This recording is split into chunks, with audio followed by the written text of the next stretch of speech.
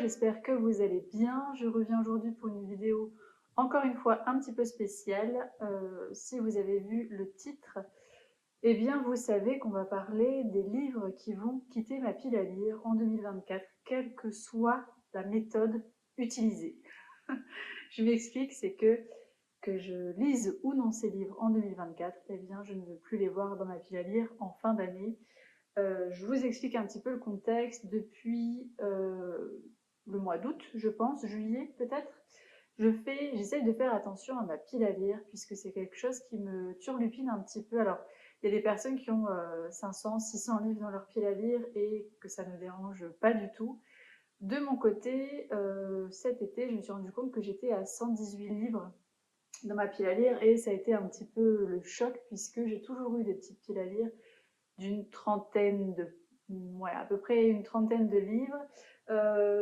Et à partir de 2022, je dirais, ça a commencé à s'enflammer, puisque j'étais passée à une soixantaine de livres dans ma pile à lire. Et sincèrement, je ne sais pas du tout, je l'ai déjà dit, je ne sais pas du tout comment je suis passée de 60 livres de ma pile à lire à quasi le double.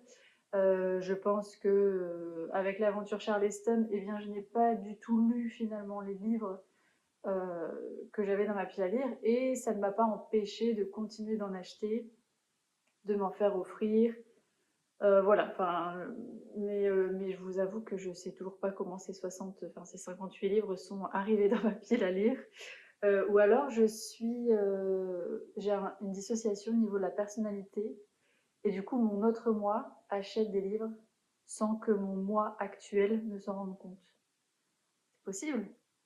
On ne sait pas. Bref, j'arrête de dire des bêtises. Je suis désolée pour la petite mine là que je peux présenter. Je suis debout depuis 3h30 ce matin. J'enchaîne les nuits avec insomnie pour plusieurs raisons. Là n'est pas la question, mais voilà, vous saurez pourquoi j'ai cette petite mine. Bref, donc je vous disais, j'ai choisi 12 livres dans ma pile à lire qui commencent un petit peu à me narguer, entre guillemets, parce qu'ils sont là depuis trop longtemps ou alors parce que je sens bien que mon univers de lecture a évolué entre-temps et que je commence à me dire, en fait, je ne sais pas si j'ai vraiment envie de le lire ou pas ce livre. Donc parfois, c'est des livres qui ne sont pas forcément là depuis des années, mais c'est des livres où je me dis, là, je sens qu'en fait, si tu attends encore un petit peu, tu finiras par ne pas lire. Donc autant là acter les choses. Et du coup, je me suis dit pourquoi pas prendre un livre par mois et essayer de le lire. Enfin voilà. Donc voilà pourquoi 12 livres. J'aurais pu en mettre plus, j'aurais pu en mettre moins. Mais je me suis dit qu'un livre par mois, ça pouvait faire le job. Alors, je ne sais pas si je vais transformer ce petit challenge personnel en challenge collectif. Je ne sais pas si ça peut vous motiver à sortir certains livres de votre pile à lire. Si ce challenge peut potentiellement vous intéresser, dites-le moi en commentaire. Si c'est le cas, eh bien, je ferai un petit template. Enfin, voilà, je partagerai sur Instagram, etc. Si vous n'avez pas Instagram, eh ben, vous pouvez quand même participer de manière assez spontanée, en fait, hein, juste reprendre le principe, me dire en commentaire que vous avez repris le principe juste pour me dire que je ne suis pas seule à faire les choses. Et surtout, s'il y a un des livres que je vous présente, que vous avez déjà lu et que vous avez beaucoup aimé, n'hésitez pas à me le dire parce que ça va vraiment, vraiment, vraiment me motiver à le lire. Et eh bien, s'il y a un des livres que je vous présente qui est dans votre pile à lire, pourquoi pas organiser une lecture commune sur l'année. Ça peut également me motiver à sortir ce livre de ma palle. Bref, on arrête les blablas et je passe à la présentation des livres. Alors, je les ai pris, il n'y a pas un ordre défini de celui qui me donne le moins envie à celui qui me donne un tout petit peu envie. C'est vraiment là ce que j'ai sous le coude. Le premier livre qui va sortir de ma palle en 2024, donc palle à chaque fois je le dis c'est pile à lire, c'est Né d'aucune femme de Frank Buis, que j'ai acheté à sa sortie en poche. Alors je ne sais pas quand il est sorti exactement, je dirais que ça fait... ah ben, il est sorti en 2019. Peut-être qu'il est sorti en 2019 en grand format et que je l'ai acheté en 2020 peut-être. Bref, ça fait au moins 3 ans, 2-3 ans qu'il est dans ma pile à lire. Il est temps que je le sorte. Et en fait, à chaque fois que je le vois, d'un côté, j'ai vraiment très très très envie de le lire. D'un autre côté, je me dis, mais maintenant, en fait, tu vas jamais lire. C'est... Voilà, je sais pas pourquoi. Et en fait, à chaque fois que je lis le résumé, je me dis, mais si, en fait, il peut vraiment te plaire, donc bah, fonce. Mais à chaque fois, je le repose et je prends un autre livre. Je vous lis le résumé pour celles et ceux qui ne connaissent pas le roman. Mon père, on va bientôt vous demander de bénir le corps d'une femme à l'asile. Et alors, quel type d'extraordinaire à cela demandai-je. Sous sa robe, c'est là que je les ai cachés. De quoi parlez-vous? Les cahiers, ceux de Rose. Ainsi sortent de l'ombre les cahiers de Rose, ceux dans lesquels elle a raconté son histoire, cherchant à briser le secret dont on voulait couvrir son destin. Frank Buys, lauréat de plus de 10 prix littéraires, confirme dans ce roman sensible et poignant son immense talent à compter les failles et les grandeurs de l'âme humaine. Vous voyez, là, je lis le résumé, j'ai envie de le lire. Et pour le coup, j'ai vraiment envie de le lire tout de suite. Bon, je le lirai pas tout de suite parce que j'ai plusieurs lectures en cours. Je suis en train de lire le 5e tome de la saga des 7 sœurs. Je suis en train de lire la romance de Noël de Sophie Jobin, vous savez, le calendrier de l'Avent, là, un cœur pour Noël, et j'ai du mal à accrocher, j'ai l'impression que je ne suis pas la seule. Je suis en train de lire quoi d'autre?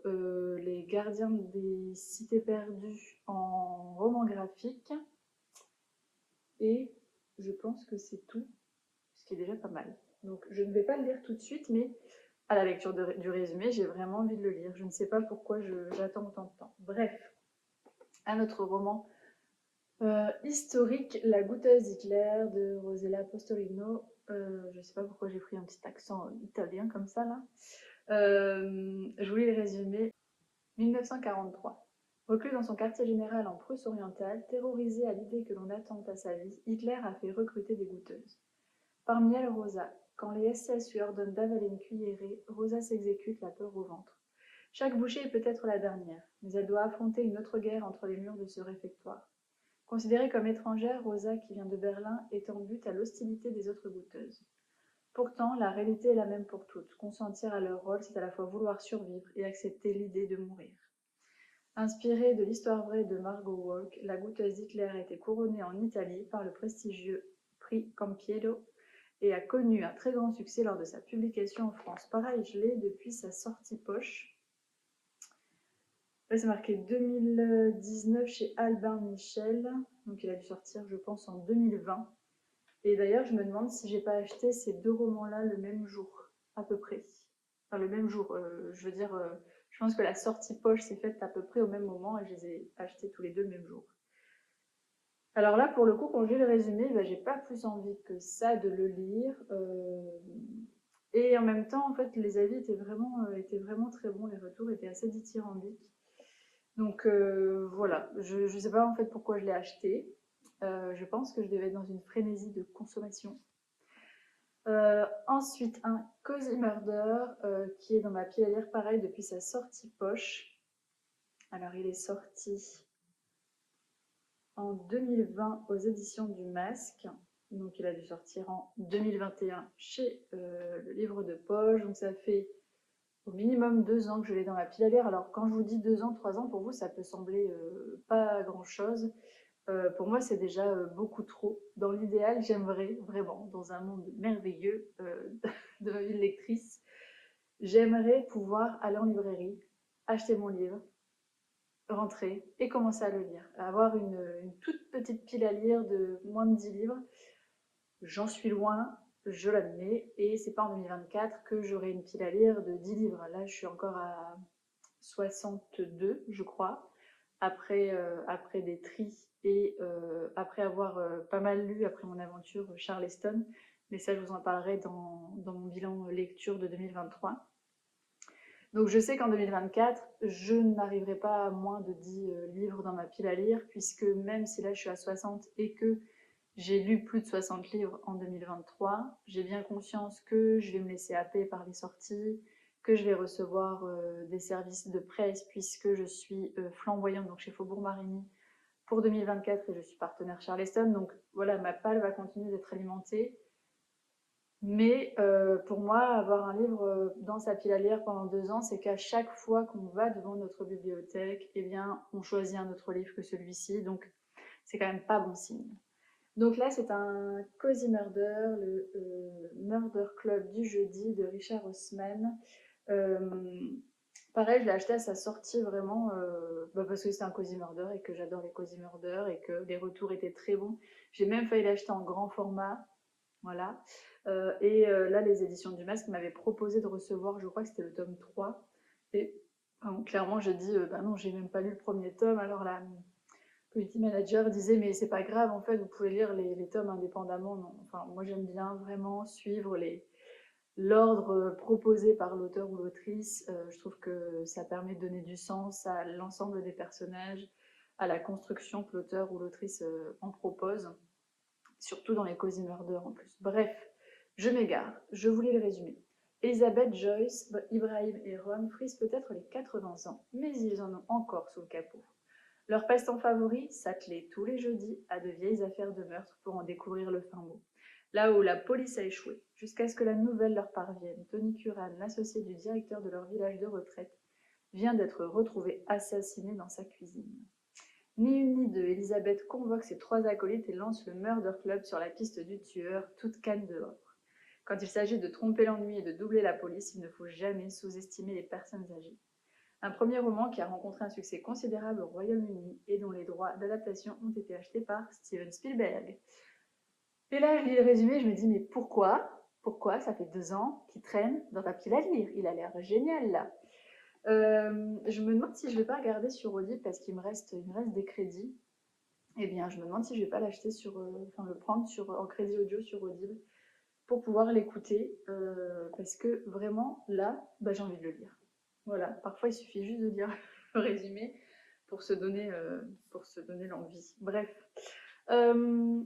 Ensuite, bon ça je le compte comme un seul bouquin, mais c'est la série Les Sœurs Mitford Enquête de Jessica Fellows et je crois que le premier tome c'est L'assassin du train, il me semble, oui c'est ça, qui est paru en 2017, pareil aux éditions du Masque, non pardon en 2018 aux éditions du Masque, qui est sorti au Brown Book Group en 2017, donc en France en 2018. Ça veut dire que potentiellement il est sorti en poche en 2019. Alors pour le coup, je ne l'ai pas acheté, je pense, en 2019, j'ai dû l'acheter en 2020. Mais par contre, peut-être même plus que 2020 parce que j'avais acheté les 2 premiers tomes ensemble. Et je ne sais pas pourquoi j'ai acheté le 3e tome un peu après, en me disant que de toute façon j'allais aimer la saga. Bref, toujours est-il que j'ai les 3 premiers tomes dans ma pile à lire alors que je n'ai même pas lu le premier. Ça c'est moi. Clairement, si vous regardez ma pile à lire, elle est déjà composée à moitié de suites de sagas. C'est-à-dire que par exemple là pour les détectives du Yorkshire, j'ai lu les 4 premiers tomes. Le 9e tome, je crois, vient de paraître. Eh bien, j'ai les 8 premiers tomes. Mais j'ai les 8 premiers tomes depuis que j'ai lu le tome 2, par exemple. Quand j'aime une saga, il faut vraiment que j'achète tous les tomes. Et quand je n'ai pas commencé une saga, mais que vraiment, vraiment, vraiment elle me hype, il n'est pas rare que j'achète les 2 ou les 3 premiers tomes d'un coup. Bref, je pense que je ne suis pas seule à avoir ce travers de lectrice. Donc, je vous lis le résumé du tome 1, 1919. Nancy est une jeune femme pétillante et romanesque à l'aube de ses 18 ans. Louisa Cannon, sa domestique et confidente, est arrivée sous peu au service de la famille Mitford. Tout bascule le jour où elle se retrouve embarquée dans une sombre affaire, le meurtre de l'infirmière Florence Nightingale Shore à bord de l'express de 15h20. S'inspirant d'un fait réel, une affaire encore non élucidée à ce jour, ce roman captivant nous emmène dans l'Angleterre de l'entre-deux-guerres, des milieux défavorisés au faste de la high society, à travers les aventures de Nancy et Louisa, toutes deux devenues complices et bien décidées à trouver l'assassin du train. Alors sur le coup, en fait, cette saga me hypait vraiment, vraiment, sinon je n'aurais pas acheté les trois premiers tomes. Et puis, entre-temps, j'ai lu Anne Granger. Alors pour le coup, ça se passe pas à la même époque puisque c'est à l'époque victorienne. Mais ça me fait un peu penser en fait à cette saga-là. Et le Anne Granger, c'est le premier livre que j'ai abandonné de ma vie de lectrice. Et ça me fait aussi un peu penser à, je crois que c'est Les femmes du dispensaire, chez Charleston. où c'est pareil en fait, hein, c'est un peu, enfin c'est pas vraiment Cozy Murder, mais c'est Cozy Murder polar, où on est vraiment dans les banlieues anglais. Et c'est pareil, en fait, ça avait été très très lent. J'avais peiné à lire ce roman qui avait marqué pourtant le début de l'aventure Charlison. Ça devait être le troisième ou quatrième roman qu'on devait lire. Et vraiment, vraiment, j'avais peiné à le finir. Et en fait, bah, du coup, ça me freine énormément pour commencer cette saga. Donc, si l'un ou l'une d'entre vous l'a commencé et bien un avis là-dessus, n'hésitez pas à me le dire, que cet avis soit positif ou négatif, tant qu'il est constructif. Moi, je prends. Ensuite, on est plutôt sur du roman contemporain avec tout ce qui nous répare de Laurie Nelson Spillman. Je ne m'explique pas pourquoi ce roman est encore dans ma pile à lire, enfin si, un petit peu quand même. Pendant très très longtemps, je n'ai lu que des romans contemporains et du feel-good. C'est d'ailleurs comme ça que j'ai repris la lecture après mes études universitaires.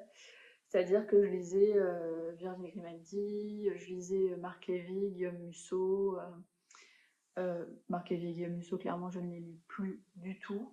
Bref, j'étais vraiment sur du roman contemporain, ou vraiment pas prise de tête, où ça se lit vite, où c'est fluide. Et c'est vrai que j'aimais bien aussi lire Raphaël Giordano, Laurie Nelson Spillman, etc. Donc j'ai acheté en fait au fur et à mesure des sorties. Alors souvent je prenais en poche, au fur et à mesure des sorties poche, je prenais en fait les romans des auteurs et des autrices sans forcément regarder. Alors celui-ci, si je dis pas de bêtises, je crois qu'on me l'a offert. Et en fait, quand je l'ai reçu, ben, j'étais super contente parce que ça correspondait tout à fait à ce que je lisais au moment où je l'ai reçu. Et puis une chose en entraînant une autre, je ne l'ai pas lu, je pense, au moment où il aurait été opportun de le lire. Et depuis, il est dans ma pile à lire. Voilà. Mais à chaque fois que j'ai envie de l'enlever, parce qu'à chaque tri, je me dis, bon, allez, celui-ci, cette fois-ci, c'est bon, il y passe. Hop, il est éjecté de ma pile à lire. Et à chaque fois que je relis le résumé, je me dis, mais non, en fait, ne l'enlève pas de ta pile à lire, lis-le. Je voulais le résumer. Erika Blair a tout pour être heureuse. Deux adolescents qu'elle adore et une carrière florissante d'agent immobilier. Sa vie bascule le jour où sa fille aînée meurt dans un accident de train à l'âge de 19 ans. Pour Erika, tout s'effondre. C'est alors qu'elle reçoit un email mystérieux. Chasse ce qui te pèse et cherche ce qui t'apaise. Elle connaît cette citation et se persuade qu'elle pourrait provenir de sa fille qui aurait survécu. Erika se lance dans une quête qui la conduit sur l'île de son enfance. Là-bas, elle devra comprendre que le chemin pour retrouver ses filles n'est pas celui qu'elle croyait. Et c'est marqué le chemin pour retrouver ses filles et pas sa fille. Voilà, quand je lis le résumé, eh bien, je me dis que vraiment, si je le lis au bon moment, ça peut être une très très bonne lecture. Il fait 470 pages, donc c'est quand même pas rien. Je pense qu'il faut vraiment le sortir au bon moment. Mais voilà, quand je le lis, j'ai pas envie de l'enlever sans l'avoir lu. Bref, quand je lis le résumé. Ensuite, je veux sortir de ma pile à lire en 2024 La drôle de vie de Zelda Zonk de Laurence Perrin. Alors, celui-ci, je l'ai acheté en occasion il y a peut-être 1 an et demi, 2 ans aussi. Parce que je l'ai beaucoup, beaucoup, beaucoup vu passer sur Instagram. Alors souvent, de toute façon, quand j'achète des livres comme ça, c'est que je les ai vus passer sur les réseaux sociaux. Et vraiment, les avis étaient vraiment très élogieux, les retours étaient très très bons. Et à chaque fois, eh bien, pareil, en fait, il reste dans ma pile à lire et je me dis, mais là, si tu le lis pas, en fait, va falloir t'en séparer. Et je suis retombée sur un vlog de Marie qui venait de lire en fait La drôle de vie de Zelda Zonk et qui disait qu'elle l'avait vraiment adoré au point où elle s'était commandé le tome 2 puisque c'est une duologie, je crois que c'est Anna. Et du coup, elle les avait enchaînés tous les deux, donc ça m'a vraiment donné envie de le garder dans ma pile à lire et de le lire. Mais il est encore là, il est encore dans la pile à lire, je voulais le résumer. Les jours s'écoulent un peu trop calmes, un peu trop sages pour Anna Regan, lorsqu'un grave accident de voiture la cloue sur un lit d'hôpital. La campagne irlandaise a ses charmes, ainsi que son romancier de mari, mais rien de pétillant comme sa voisine de chambre, une vieille dame malicieuse et mystérieuse, répondant au nom de Zelda Zonk. À ses côtés et n'ayant rien d'autre à faire pendant sa convalescence, Anna se prend à rêver d'une nouvelle vie, plus éclatante. Est-elle vraiment épanouie dans son amour perdu, dans son mariage routinier? Alors que Zelda lui compte son existence positive et joyeuse, Anna se demande s'il est encore possible de changer la sienne.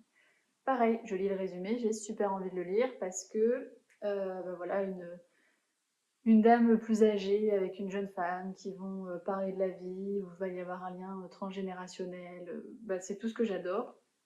Donc, voilà pourquoi il est encore dans ma pile à lire, je vous pose la question.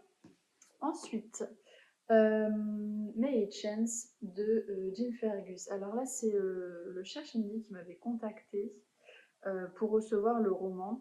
Et j'avais dit à Benoît, tu sais, je suis pas sûre que je sois la bonne cible puisque je n'ai lu que le premier tome de, je crois que c'est 1000 femmes blanches. Je n'ai pas lu, c'est une trilogie à la base, et je n'ai pas lu les autres romans de la trilogie. Oui, ça c'est 1000 femmes blanches.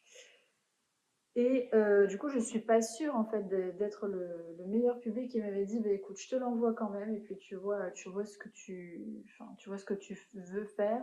En tout cas, la lecture du premier tome suffit à lire May et Chance, puisqu'on va retrouver en fait May Dodd, qui est l'héroïne du premier tome.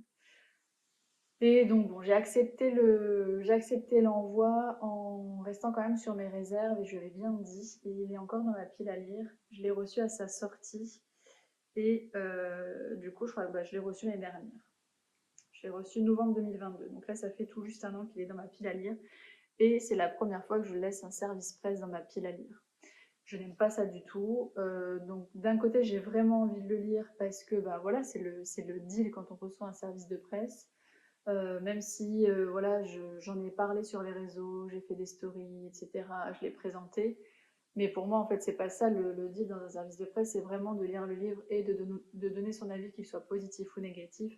Après, je me suis permis de le laisser traîner dans ma pile à lire parce que j'avais été au clair avec Benoît quand il m'avait contacté. Je vous lis rapidement le résumé. 1875, du fait de son mode de vie anticonformiste, May Dodd, jeune femme de la bourgeoisie de Chicago, est séparée de ses enfants avant d'être enfermée par sa famille dans un asile. Sa seule façon de s'en sortir, rejoindre un convoi de femmes blanches destinées à épouser des guerriers Cheyennes. Devenue l'épouse du chef Little Wolf, May prend fait et cause pour les Indiens face aux traîtrises du gouvernement.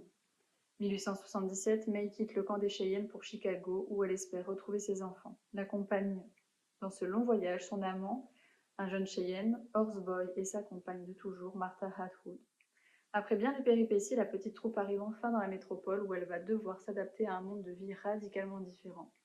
Pour May et les siens, l'aventure se conclura en 89 en France, d'abord à Paris au moment de l'exposition universelle, puis en Camargue dans des circonstances que rien n'aurait pu laisser présager. Voilà. Alors j'avais beaucoup aimé 1000 femmes blanches, mais c'était vraiment un pavé, il y avait quand même pas mal de longueur, et il y avait des scènes quand même un peu trop explicites.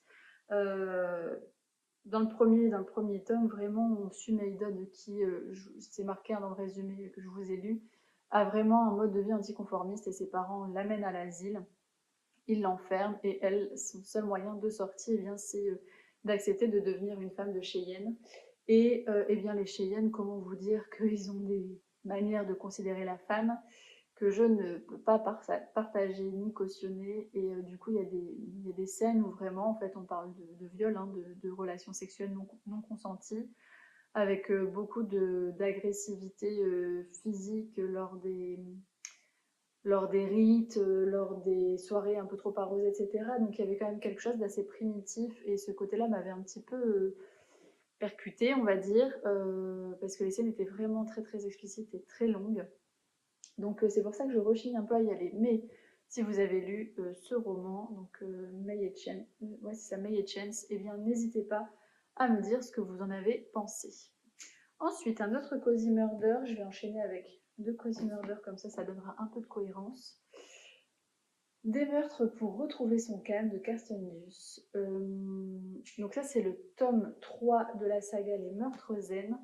Je vous en ai parlé dans un des derniers journaux d'une lectrice, il me semble, puisque donc là c'est le tome 3, j'ai lu le tome 1 à la sortie du tome 1, j'ai lu le tome 2 très récemment, et là je viens de recevoir le tome 3. Alors je dis pas que je vais l'enlever de ma pile à lire sans le lire, celui-ci. Pour le coup, quand je dis qu'il sortira de ma bibliothèque en 2024, c'est que je dois le lire pour 2024.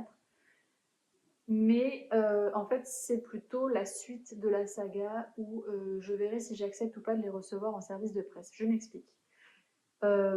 J'ai reçu donc le tome 1, 2 et 3 en service de presse par Benoît au fur et à mesure des sorties. Le tome 1, j'avais vraiment adoré. Donc c'est l'histoire en fait d'un avocat qui est spécialisé dans les affaires mafieuses, qui est en fait l'avocat attitré d'un des plus grands mafieux de où il habite. Et bien à un moment donné, ça va déraper. Il sent que son travail lui plombe vraiment l'existence, au point où sa femme menace de divorcer, etc. Et donc elle lui demande de faire appel à un psychologue pour réussir à faire la part des choses. Et il va aller vers un psychologue qui va lui soumettre l'idée de s'ouvrir à la pleine conscience. Et eh bien, on en fait ce qu'on en veut, en fait, hein, des clés qu'on nous offre. Et eh bien, lui, il va commencer par tuer en pleine conscience. Voilà, vous voyez, hein, c'est vrai que parfois on a envie d'égorger les gens qui nous énervent, mais quand même, notre lobe frontal, nos capacités de cognition sociale nous permettent de nous retenir, mais pas, pas cet avocat dont il est question dans cette saga. Et en fait, ce que j'avais beaucoup aimé dans le premier tome, c'est que on n'est pas, enfin là je vous l'ai présenté comme un cozy mystery, mais en fait c'est pas un cozy mystery, c'est un thriller, puisqu'on est dans la tête de l'avocat et c'est lui qui tue les gens. Donc clairement il n'y a pas d'enquête à avoir. Et donc on va être dans sa tête pour voir quel stratagème il va devoir adopter pour ne pas se faire prendre par la police, pourquoi il a fait ces choses-là, quelles vont en être les conséquences sur sa vie personnelle, sur sa vie professionnelle, sur sa conscience, bref. On est vraiment sur un thriller où il y a quand même énormément d'humour. C'est pour ça qu'on le présente souvent comme un cozy murder, mais ça n'en est pas un. C'est vraiment un thriller qui mêle en fait intrigue policière avec du développement personnel. Et c'est là où c'était super novateur. Je me suis jamais attachée à cet avocat, à ce personnage principal. Je pense pas qu'on puisse vraiment s'y attacher. Mais voilà, il me faisait bien rire, même s'il y avait quand même quelques clichés grossophobes et homophobes, où clairement j'avais dit attention, il faut pas que ça continue dans ce sens-là sur les autres tomes. Le premier tome avait été une bonne lecture, donc quand Benoît m'a proposé de recevoir le deuxième tome, j'ai dit aucun problème, avec grand plaisir. Et en fait, j'ai lu le deuxième tome au moment où Benoît a pris l'initiative de m'envoyer le troisième tome.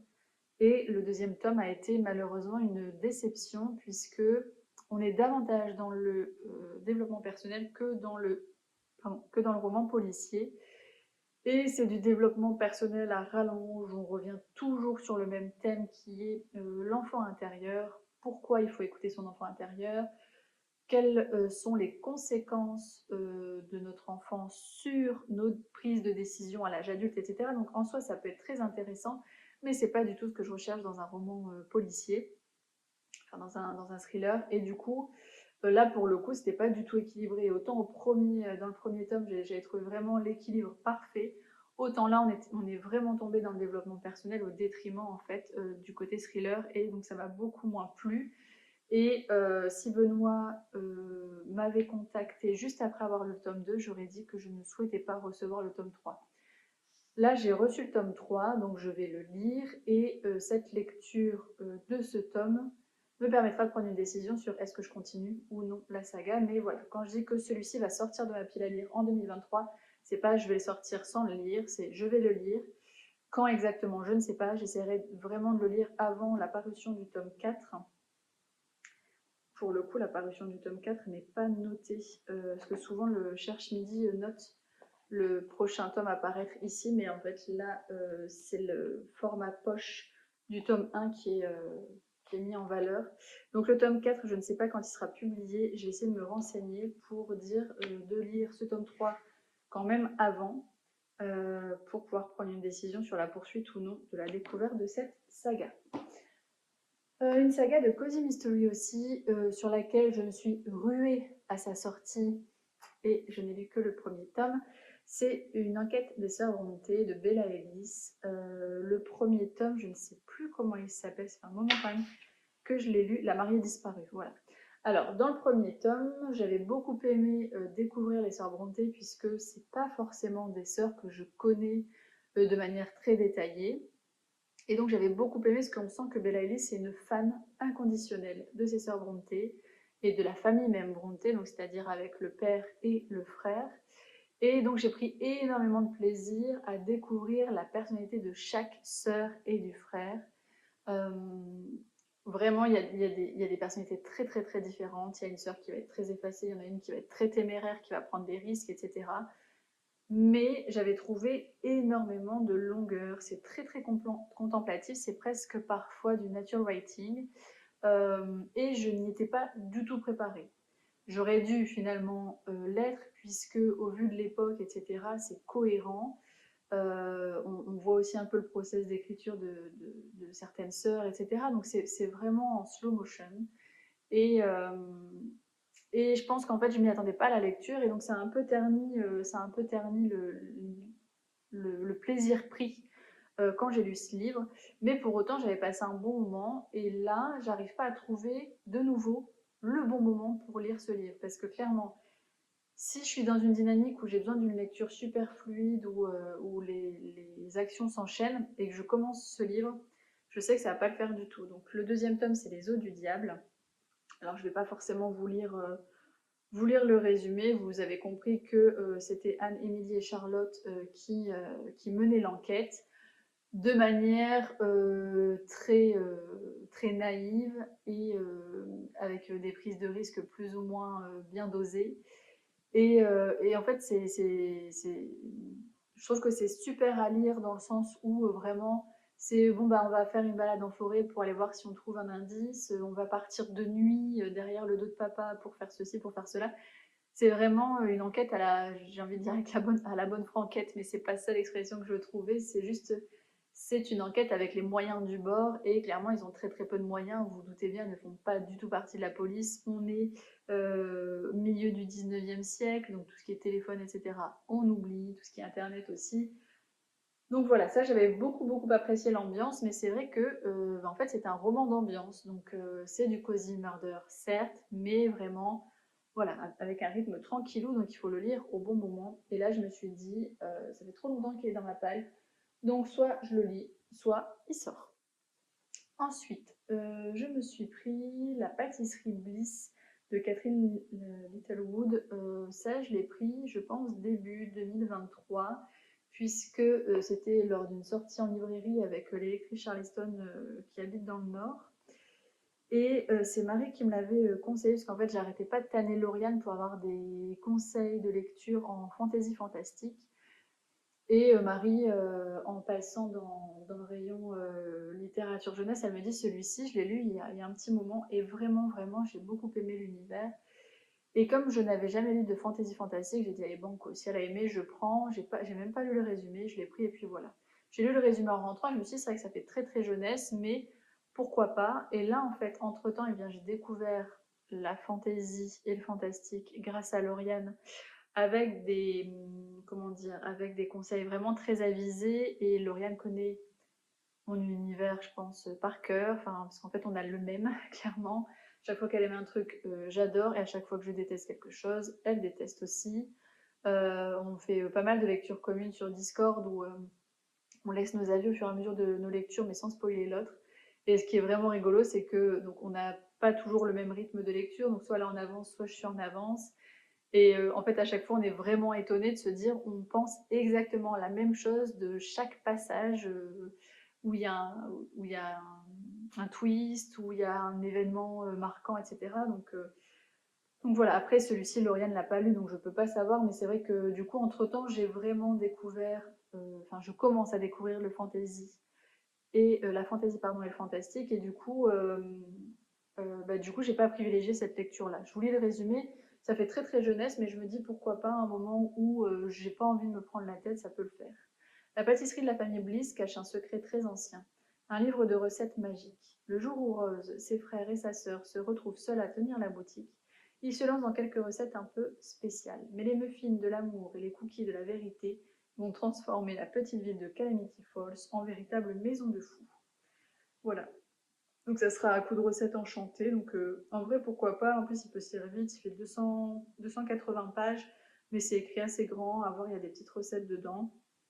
Mais voilà, il faut que je le lise en 2024, sinon il sort. Et enfin, euh, Les fruits tombent des arbres de Florent Oiseau. Alors pour le coup, celui-ci, je regarde l'heure parce qu'en fait, je dois manger avec une amie ce midi, et le timing est très très très très serré. Bref, Celui-ci, c'est mon conjoint qui me l'a offert pour Noël l'année dernière, je pense.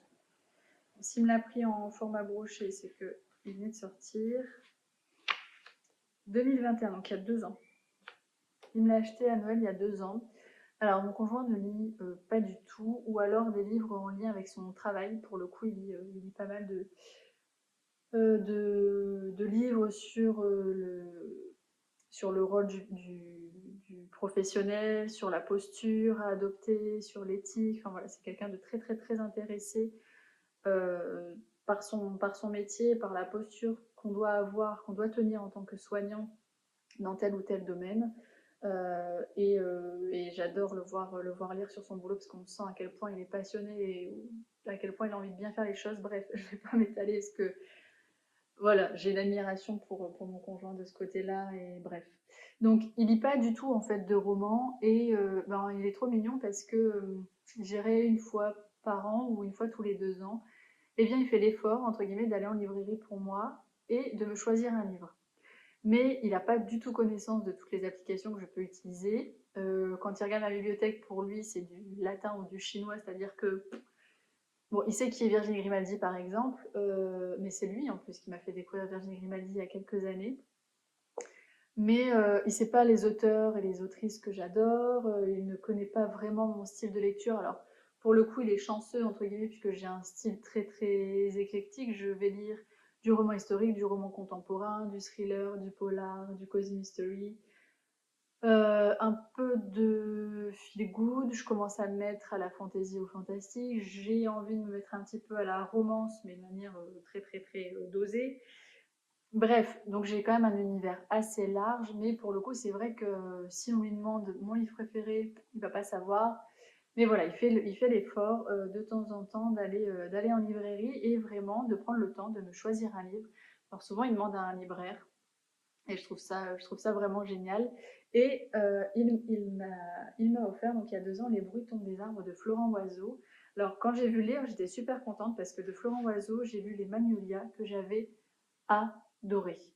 Alors, pas pour l'intrigue, parce que clairement l'histoire, elle casse pas 3 pattes à un canard, mais pour la plume, la beauté de la plume, la poésie qui s'en dégage, les émotions des personnages. Enfin, il y avait une telle profondeur dans le côté émotionnel des personnages, même pas le côté psychologique, vraiment le côté émotionnel. C'était beau, c'était vraiment très très beau et je me dis comme quoi un roman peut être très très bon alors que son intrigue tient sur un timbre-poste. Vraiment, j'avais été charmée par la plume et je m'étais dit ben, je prendrai ces autres romans quand ils sortiront en poche, mais je n'en avais même pas parlé à mon conjoint, enfin il n'avait pas du tout connaissance de cet auteur-là. Et donc il y a 2 ans, eh bien, en ouvrant un paquet de Noël, j'ai découvert donc Les fruits tombent des arbres et eh bien, je suis déçue de ne pas l'avoir lu en fait. Pour le coup, je ne veux pas sortir ce livre de ma bibliothèque sans l'avoir lu. Je veux vraiment le lire en 2024. Je vous lis le résumé. Est-ce la vie qui crée le hasard ou l'inverse? Parce que son voisin, comme le fruit d'un arbre, est tombé raide mort à l'arrêt Popincourt, Pierre se retrouve à errer sur la ligne du bus 69. Fantôme urbain, comme il se définit lui-même, c'est un type plus très jeune et pas encore très vieux qui cherche des réponses dans de grands verres de lait glacé. De l'abri automatique en comptoir de bar Kabyle, la liberté guide ses pas. Fumer des cigarettes avec les tapins de la rue Blondel, monter une mayonnaise pour une célèbre actrice sur le retour, appeler sa fille Trieste et se rappeler Venise. Tout fait aventure quand on regarde bien et qu'on ne regrette rien. Ne pas faire grand-chose. Voilà l'extraordinaire. Et en fait, ça résume vraiment la plume que j'ai pu découvrir dans les Magnolias. Vous voyez, le ne pas faire grand-chose, voilà l'extraordinaire. Et c'est voir la beauté de chaque chose dans le quotidien. Alors c'est rigolo parce qu'il reparle là du tapin de la rue Blondel. Et en fait, dans les Magnolias, il y a aussi l'histoire d'un homme qui va avoir une prostituée dont il est, je pense, amoureux, ou en tout cas où il a une attache particulière parce que c'est elle qui lui a fait découvrir son intimité et ce qu'est une vie sexuelle. Mais vous voyez, il y a rien de sale, il n'y a pas de jugement. Au contraire, il y a la beauté de cet être très très isolé qui a besoin d'une professionnelle pour être guidé Et cette professionnelle fait preuve d'une sensibilité à son égard qui est vraiment magnifique. Alors vous avez peut-être envie de vous dire que je suis complètement perchée, mais écoutez, sa plume m'avait touchée et donc du coup celui-ci, il faut vraiment que je le lise. Donc voilà les 12 livres que j'ai envie de sortir de ma pile à lire en 2024. Pour certains, il faut que je les lise en 2024 et pour d'autres, c'est, eh bien si je ne les ai pas lus, ils sortiront. Est-ce que je me suis rendu compte en rangeant les livres que j'avais sortis pour cette vidéo que j'avais oublié de vous présenter un livre? Tout à fait, je vous le présente donc maintenant. Il s'agit de Les personnages s'éveillent sous les flocons de Sophie Jobin, qui est une romance de Noël qui est parue en format broché l'année dernière et donc là qui est parue en format poche cette année. En soi, le pitch me tente bien, c'est juste que je lis assez peu de romans de Noël. Et cette année, en tant que lectrice Charleston, on a quand même dû lire 5 romans de Noël en plein été, donc en plein mois d'août. Et donc j'avais un petit peu fait une overdose de ces romans de Noël, même si j'en ai quand même lu. Là, au mois de décembre, j'ai lu Retour à Sainte-Marie-Île, Cozy Christmas Mystery de Karen Pitoki, que j'ai beaucoup aimé. Et je suis en train de lire Un cœur pour Noël de Sophie Jobin, donc qui est le calendrier, enfin qui est un roman de l'Avent où il faut ouvrir un chapitre par jour. Alors, si j'ai envie d'être tout à fait honnête avec vous, ce que je suis toujours, c'est que je ne respecte pas du tout le principe d'un chapitre par jour, parce que je lis, je pense, une fois par semaine, plusieurs chapitres, et, et ça roule un petit peu comme ça, et en plus, j'ai pas vraiment d'attache à l'histoire. Donc clairement, ça me pose aucun souci de le poser pendant plusieurs jours et de retourner à ma lecture quand j'ai 5 minutes. Euh, je pense que le principe de un chapitre par jour ne me convient pas. J'aime quand les événements s'enchaînent, j'aime prendre le temps de m'attacher au personnage, etc. Et c'est vrai que là, le fait de faire traîner un petit peu ce roman sur le mois, eh bien, ça ne me permet pas du tout de m'immerger complètement dans l'environnement en fait que nous offre l'autrice. Bref, tout ça pour vous dire que celui-ci, il faut absolument que je le lise soit après la nouvelle année, soit en décembre l'année prochaine. Du coup, sinon, il sortira également de ma pile à lire.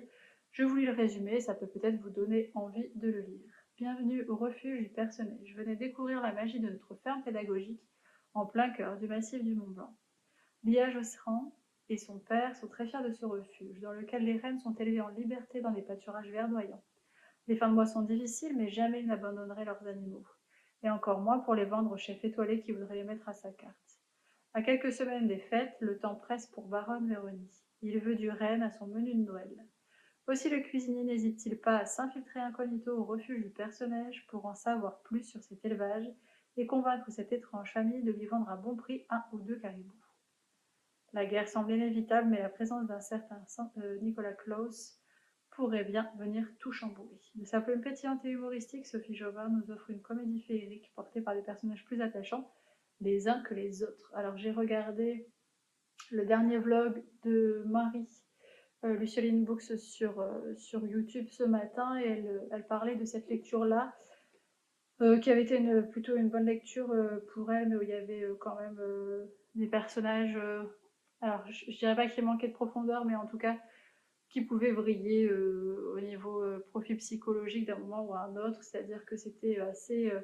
au début, le personnage est pas cool, et puis d'un coup, d'un seul, il devient sympathique, et ça, c'est vrai que ça me freine un petit peu. Après, encore une fois, c'est un roman de Noël, donc il faut être un peu plus souple en fait sur ce qu'on peut attendre de la profondeur, de l'intrigue et des personnages. On est vraiment normalement sur une lecture à la cool, où on se prend pas la tête, où on pose le cerveau, même si il me semble qu'il y a un petit sujet quand même qui est pas si feel good que ça. Voilà, je pense que vous avez compris le principe de ce challenge personnel qui m'est venu de manière assez spontanée en réfléchissant à la vidéo que je vais vous tourner cet après-midi, qui est mon bilan 2023 et mes envies 2024. Cette vidéo, donc la vidéo de bilan, sortira sûrement avant celle-ci, puisque cette vidéo-là, je la ferai sortir, je pense, début janvier 2024, alors que l'autre, je pense la faire sortir entre Noël et Nouvel An. Bref, on s'en fiche.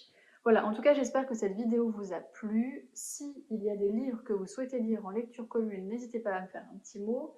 Si vous n'avez pas Instagram, c'est pas grave, on peut passer par Discord par exemple, qui est une application gratuite que j'utilise maintenant régulièrement. Si il y a des livres que vous avez lus et pour lesquels vous avez eu un coup de cœur ou une grosse déception, pareil, n'hésitez pas à me le dire, ça me permettra aussi d'orienter mes choix et d'en faire peut-être sortir certains avant d'autres. Et puis voilà, écoutez, je suis toujours preneuse de vos commentaires, savoir un petit peu ce que vous lisez aussi actuellement, s'il y a des livres, vous, que vous avez vraiment, vraiment envie de sortir en 2024. Et puis si vous avez envie que j'en crée finalement un challenge collectif avec un template, etc., eh bien n'hésitez pas à me le dire. S'il y a suffisamment de sollicitations, je les ferai avec plaisir. Voilà, je vous souhaite en tout cas de continuer de prendre plaisir à lire et je vous dis à très vite.